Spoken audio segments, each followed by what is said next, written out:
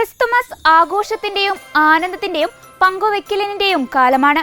ക്രൈസ്തവരുടെ തിരുനാൾ ആഘോഷത്തിനപ്പുറം ലോകമെമ്പാടുമുള്ള ജനങ്ങൾ കൊണ്ടാടുന്ന ഒരു ആഘോഷമായി ക്രിസ്തുമസ് ഇതിനകം മാറിക്കഴിഞ്ഞിട്ടുണ്ട്.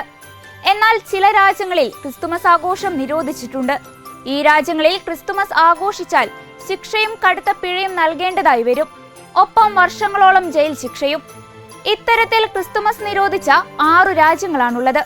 ഉറുഗ്വേ, സൗദി അറേബ്യ, ഉത്തര കൊറിയ, താജിക്കിസ്ഥാൻ, ബ്രൂണൈ, സൊമാലിയ എന്നിവയാണ് ആ രാജ്യങ്ങൾ. 1919 ഉറുഗ്വേയിൽ നിയമങ്ങളുടെ മതേതരവൽക്കരണത്തിന്റെ ഭാഗമായി ഔദ്യോഗികമായി ക്രിസ്തുമസ് ആഘോഷിച്ചിരുന്നില്ല.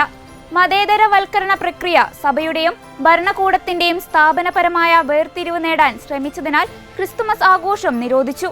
ക്രിസ്തുമസ് ആഘോഷിക്കാത്ത മറ്റൊരു രാജ്യമാണ് മുസ്ലിം രാജ്യമായ സൗദി അറേബ്യ.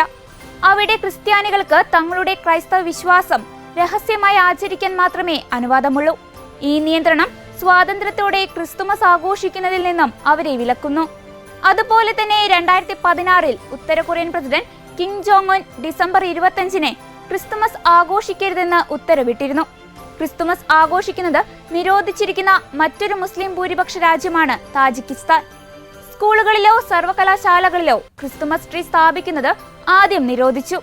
പിന്നീട് നിരോധനങ്ങൾ പതിയെ വർദ്ധിച്ചു വന്നു. പടക്കം, പ്രത്യേക ഭക്ഷണങ്ങൾ, സമ്മാനങ്ങൾ നൽകൽ, ധനസമാഹരണം എന്നിവയിലും നിരോധനം ഏർപ്പെടുത്തി. കൂടാതെ 2014 ബ്രൂണയിലും 2015 സൊമാലിയനിലും ക്രിസ്തുമസ് ആഘോഷം നിരോധിച്ചിരുന്നു.